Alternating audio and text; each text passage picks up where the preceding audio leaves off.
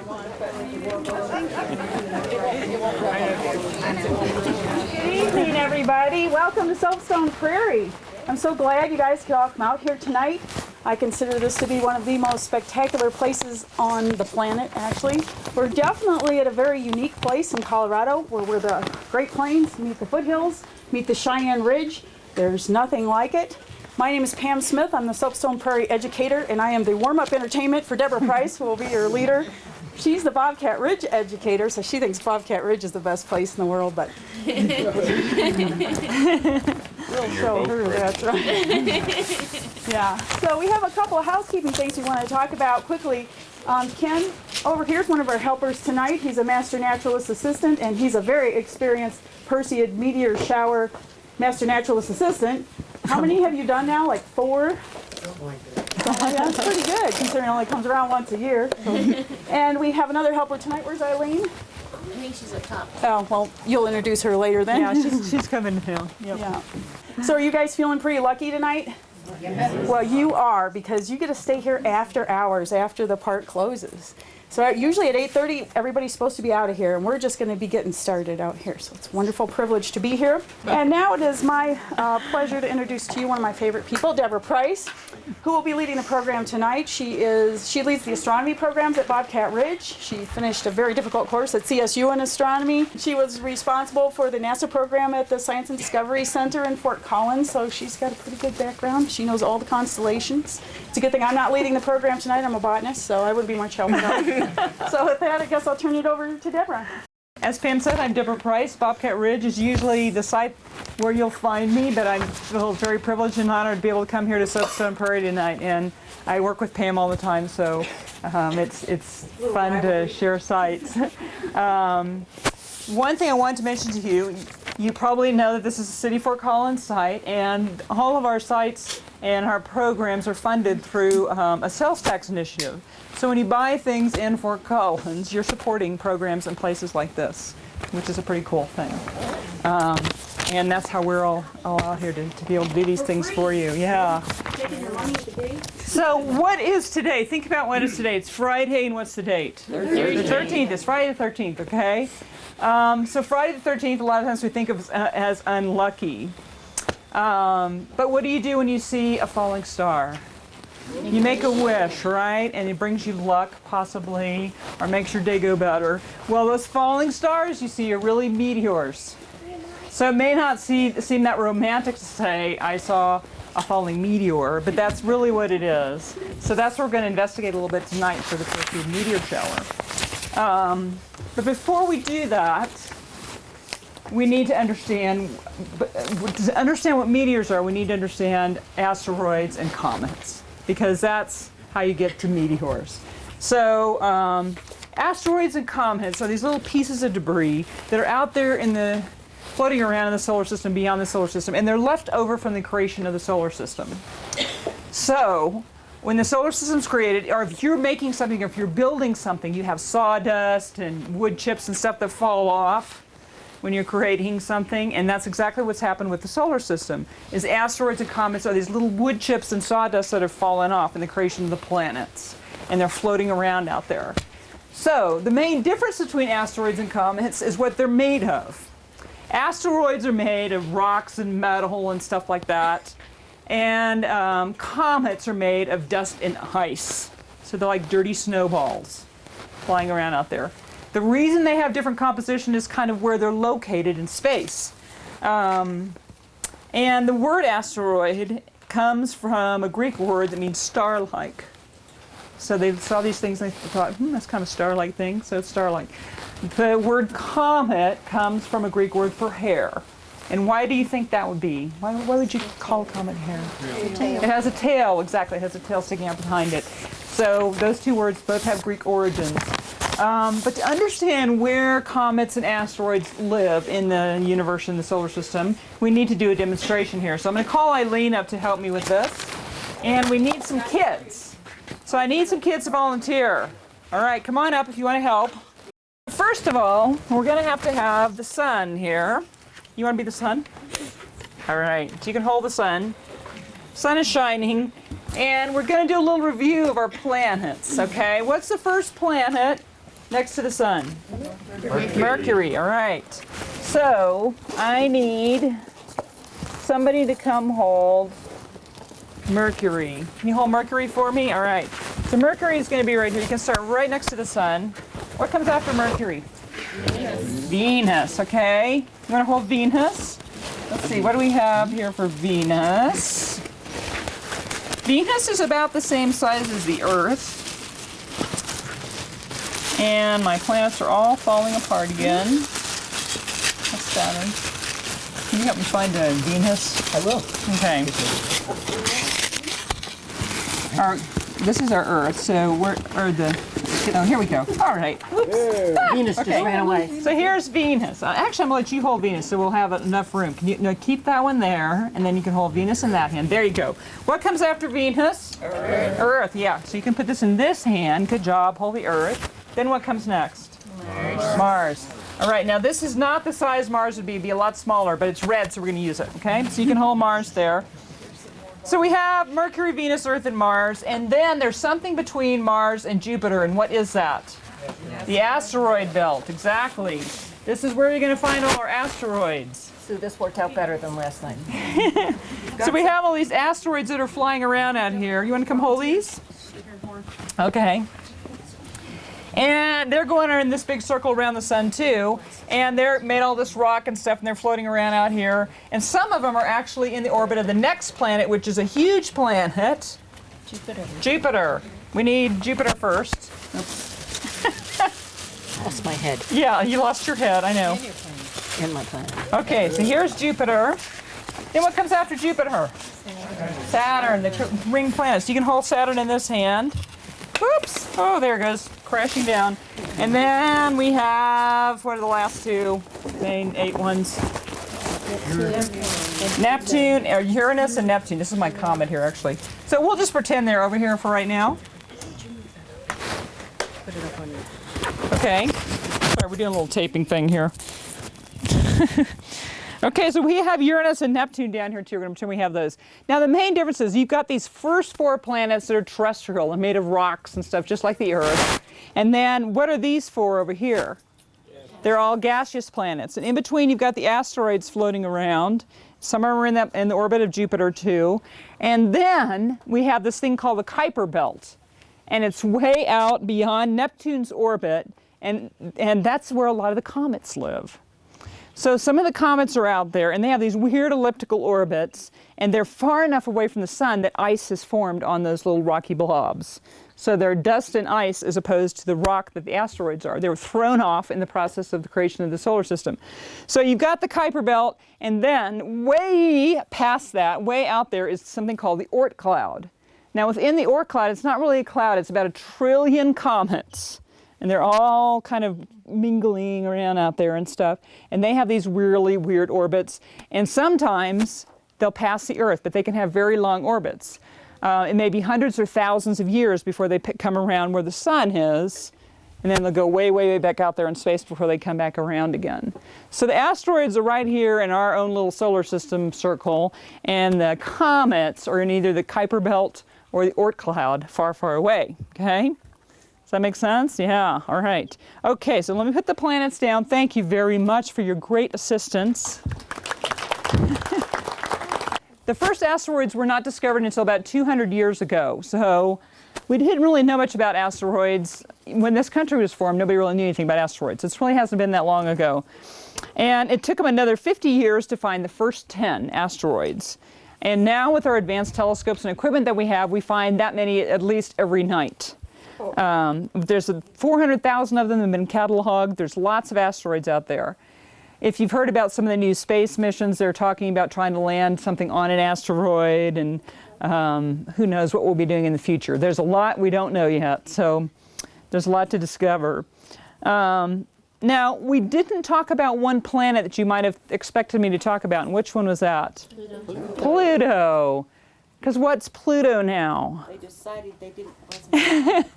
Pluto is a dwarf planet, and there's a reason, there's lots of reasons for this as they've been studying it. We keep finding more and more stuff out about the solar system, and one of those things is that there's other bodies out there just like Pluto. And they're different. Pluto has a little bit different orbit than the rest of the planets. It actually crosses in front of Neptune in its orbit, and is closer to the Sun for about 20 years. In fact, from 1979 to 1999, Pluto was closer to the Sun than Neptune. And then it kind of moves back out again. It's also got this weird moon thing that they kind of orbit together like this. So, and Pluto, the composition is different. It's made of dust and ice. What does it sound like? A comet. There's another body out there that's called Eris. Eris is about 5% larger than Pluto, and it's very similar. It has a really weird orbit. It's the same kind of dust and ice kind of thing. And then there's also an asteroid named Ceres, and Ceres is about the third the size of the moon. And it's in the asteroid belt, so it's actually a pretty big-sized asteroid. So those three are all some of the dwarf planets. They're a different kind of category, but basically Pluto is a huge comet. It's not like the rest of the planets that we're looking at. So you didn't know it, but we've had this comet floating around us all this time, and there it is. And as we said, they're this dust stuff and frozen liquid is what comets are. But so what's going to happen if a comet gets close to the Sun? It's going to start to melt, because usually it's way out there in the Oort cloud or someplace, and it's going to come in. So we need the Sun here. And I have a little cute tail on my comet, because they actually have two kinds of tails. They have a gas tail and a dust tail. So the gas tail is this blue one right here, and then the dust tail is this yellow one. And what happens is, first of all, we got to do the whole creation of this. When the comet starts to come in, because this is the best thing that Eileen found for me. So here it comes. The comet's coming in. It's coming in, and it starts to get close to the Sun, and all this gas starts coming off, and water's getting off of the air, and it's these huge explosions. It's spewing out gas, and it makes this big coma. So this coma is floating around the comet like this, and it gets closer to the Sun, it starts to melt more, and then it starts to develop a tail. It starts going off the off the comet like this. So the gas parts of it are blown in the opposite direction of the Sun by the solar wind. And the dust part is not affected by solar wind, but sunlight makes it go the other direction, but it also curves to the direction the comet came from. So, let me find my little picture. Here is a picture of a comet with its two tails. You can see the gas tail and the dust tail there, and they're kind of separate. So I'll pass this around. You guys can look at that and pass it around. And the comet's tail is always opposite the Sun. So what happens if it's coming this way, it's going to be over here. As it goes around the Sun, the tail is going to go like this. And then as it starts to go around this direction, the tail will actually be in front of the comet, because it's always going to be opposite where the Sun is. And it looks, you would think it's going very fast because it has this tail behind it, but it's really not going that fast. So, so there is what the comet is doing. And it's coming around the Sun, and as it's coming through like that, it's going to be losing debris. So all that dust in there, it's going to start coming out of that melted comet, and it's going to be released into space. So it's going to leave a trail. So if you can imagine, it's like the comet flicking a cigar, and the little ashes are being left behind in the trail as it's going around the Sun. So you got this whole trail of ashes. There you are. There's the comet dust. Eileen's the creative one in the group here. So we have the comet dust that's just hanging out there in the orbit. So The Earth is over here under my arm. yeah. So then, once a year, okay, we're going to pretend that, let's see, we need my green Earth ball again. Here we are. That's right. So, how long does it take the Earth to go around the Sun? 1 year, okay. So once a year, as it's coming around, it's going to hit this little trail of comet dust here that was left by a particular comet. There's lots of comets out there, but say we're just talking about this one right now. It's going to hit that dust. And when it hits that dust, some of those little dust particles, which are like grains of sand or maybe small pebbles at the very biggest for most of them, they're going to enter the Earth's atmosphere. And before they enter the Earth's atmosphere, they're called meteoroids. There's 3 words you got to learn here. So meteoroid, just like an asteroid, the little dust stuff is called meteoroids. And it hits the atmosphere, and then there's this, you know how like when the shuttle hits, they have to put those heat tiles on to keep it from burning up? Well, it's the same thing. It hits the atmosphere 133 miles an hour, and then all this friction is happening, just like when you put your hands together and it heats up. So it hits the atmosphere, and all this heat and pressure is right in front of that little dust particle, and it, basically it disintegrates this whole little dust particle, and then you see this of light going across the sky. That is a meteor. So the meteoroid hits the atmosphere, and then what you see is that light and energy, which is the meteor. It's not really that particle. Now, if it's big enough to survive the atmosphere and actually hit the Earth, then it's called a meteorite. So that's when it becomes a meteorite. So we've got all those three types of words there. And the ones that do hit the Earth that are bigger look like rocks, basically. They're made of different kinds of things. I'll pass this around so you can look at it too. And sometimes it's hard to tell unless you know what you're looking for, if you found a meteorite or if you found a rock. But interestingly enough, in Antarctica is where they found a lot of our meteorites that they've studied. And it's not because there's more there than any place else. It's just that they're easy to find. Because what's Antarctica made of? Ice. So if there's a rock laying there, you're going to see it. And where else is it going to come from? There's not a mountain there for it to fall off of, so it's going to probably be from the sky.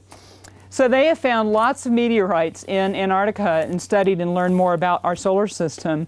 And at least 16 of those, they believe, came from Mars, because they studied the composition of the meteorite, and the Viking spacecraft back in the 70s did tests and found out the gases in the atmosphere, in the Martian atmosphere, and it's just almost identical. So they've learned a lot about those Antarctica meteorites. Pass that around. But in addition to these, the ones that are flying through the air, the meteors, there's very, very, very tiny micrometeorites that are so small they really don't burn up. And there are 1,000 to 10,000 tons of micrometeorites that hit the Earth every day. They're all over the place. We just don't even notice them. And when we get done, I'm going to invite the kids to go with Eileen, and you're going to look for micrometeorites right here, and you may find some at Soapstone. And even if you're not a kid, you can do that. It's just you have to be a kid at heart, and that's all you need. It's pretty fun.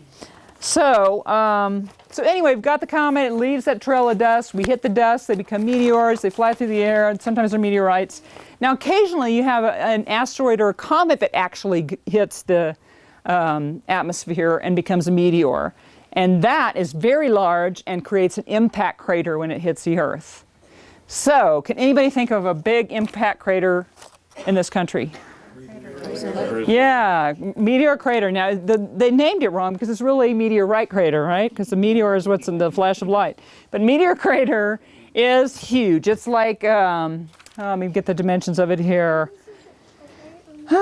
It's 4,180 feet across and 570 feet deep. So the thing is huge. And they believed it was formed about 50,000 years ago when a meteorite weighing 300,000 tons struck the Earth. So a huge meteorite and a big hole in the ground. Now, more recently, in 1948, in a wheat field in southern Nebraska, there was a meteorite that hit, and it buried itself 10 feet in the ground and weighed over 2,000 pounds. And so this is a picture here of them excavating that meteorite. So I'll let you take a look at that too. Doesn't happen very often, but occasionally you do get these big.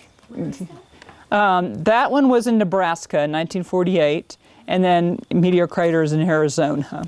So that's two we know about. I'm sure there's others all over the world. Now, this particular meteor shower that we're looking at tonight is called the Perseid meteor shower. And the way they name meteor showers is they name them after constellations where they appear to come from, or the meteors appear to come from. So where do you think Perseid comes from? Perseus, yeah, the constellation Perseus. I have a star map over here, and I usually use this to teach constellations, but I just wanted to show you kind of an idea. I don't have Perseus on here. It's one of those that's really hard to find. But here's Cassiopeia, if any of you are familiar with the little W, Cassiopeia. And it's going to be the northeast sky, and it's kind of right over here. And this map is, turned around here, but it's going to be underneath Cassiopeia toward the horizon is where what is called the radiant, where most of the meteors are going to originate from. So, but that doesn't, go ahead. Have a specific shape? The meteors of the Perseus. I actually have a picture of that too. And here is Perseus right here, and it doesn't look like anything. It's one of those constellations that who knows what they were thinking. But anyway, that's why it's not on my map. But anyway, what it amounts to is that doesn't mean that's where you're going to see all the meteors. You can see them anywhere in the sky. Last night we were watching at Bobcat Ridge, and they were all over the place. But if you trace those meteors back to where they start, most of them are going to start right here in the radiant inside Perseus. So that's where it gets its name. The Perseid meteor shower is left there from the comet called Swift-Tuttle. Actually, I'll pass it around to you so you can look at that. And Swift-Tuttle has a 130-year orbit. So the last time we saw it was in 1992, and some of you may remember this. They always make a big deal when comets come through.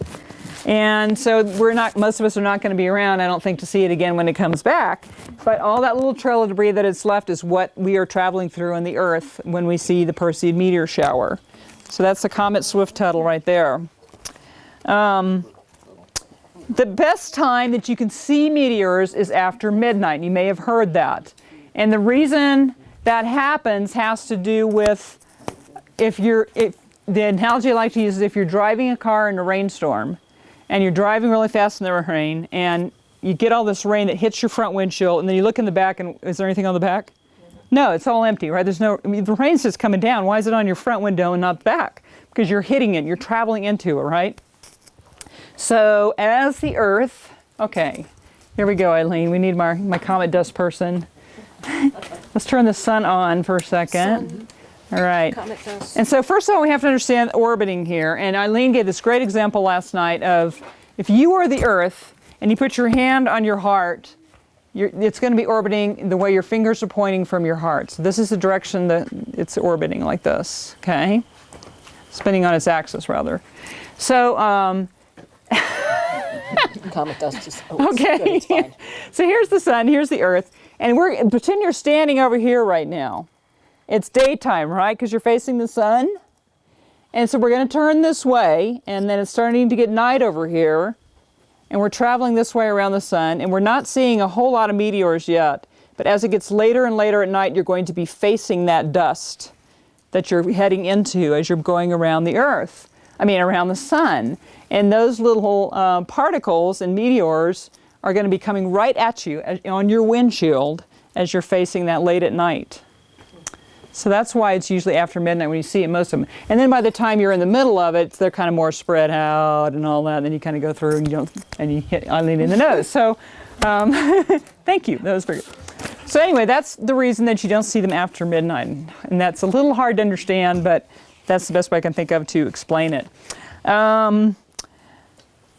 There are lots of meteor showers during the year. This one is very well known because we usually see a lot of meteors. We can see on the peak, last night was actually the peak night. After midnight, sometimes you can see 60 to 100 an hour. We didn't see that many last night, but we weren't there after midnight either. So, but we saw some really pretty spectacular ones last night. So hopefully we'll get to tonight. It's a beautiful night for it. There are some other ones coming up. There's a couple in October, and one of them at the end of October. The 21st and 22nd is called the Orionids. So it's a little radiant. It looks like it's come from Betelgeuse, the star that's in Orion. That one usually has about 20 per hour, and it's known to produce a lot of fireballs. So fireballs are when there's a slightly bigger meteor or meteoroid that hits, becomes a meteor, it actually explodes and creates this little fireball. So that one is known for doing that, has bigger little particles. One in December is called the Geminids, comes from Gemini, exactly. And that one is known for having multicolored displays of white, yellow, blue, red, green meteors. So it's a very colorful meteor shower display in December. So these are always at the same time? They're always at the same time of year. Like Perseid is usually, the peak is usually always about August 12th, because that's the same point when we're hitting that place in the sky when we're going around the sun. So, and you know, the meteors aren't really coming from those constellations because meteors are only maybe 60 miles up. The stars are light years away. It's just that illusion that that's where they look like they're coming from. So it's a nice little thing to tie it into. A few other things that are very interesting to look for tonight. The moon is setting over here. You'll notice we have a waxing crescent right now, which is very pretty. And we have 3 planets that are very close together right now, Venus, Mars, and Saturn. And we have a couple of telescopes that are set up out here. So while you're watching for meteors, you can also look through the scopes and look at, Venus is interesting because it has phases like the moon. It's closer to the sun than we are. So the only time you see Venus is in the morning or evening, like evening if the Earth is spinning around like this, or morning when you're coming back around, you see it again. It's the only time you're going to see Venus. And so the sun hits at different angles, and it has phases just like the moon that you can see in a telescope. Mars, of course, is the red planet, and Saturn, you can see the rings when you look through a telescope. It looks fake. It's just amazing. It's pretty weird.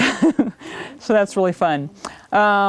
Before we get done, I'm going to pass out some star maps to you, and let me just show you with one of them right now. How to use these, so you'll be able to take them home, and like if you wake up at 3 o'clock in the morning when you go home tonight, you can go outside and look at stuff. The power's turned off in town. And let's wait till the very end to pass them out. But anyway, on these maps, this shows you what the constellations are in the month of August, and you can print them out from this website every month, and it's a free thing. I really like them. It's very clear. It also shows you the planets that are visible. It even shows you where the Perseid meteor shower radiant is on this one. And what you do is you find the direction on here that it's got, and say we're going to face west. Then you're going to put west at the bottom of your page and look at the sky, and you're going to see what's over there. If you're facing south, you're going to put south at the bottom of the page. So you just kind of spin it around, and it will help you find constellations. This is designed for earlier in the evening, so if you get up in the middle of the night, the constellations are going to be off a little bit. But it's just a really fun tool to use, and it's very helpful. So we'll pass those out before we get done tonight.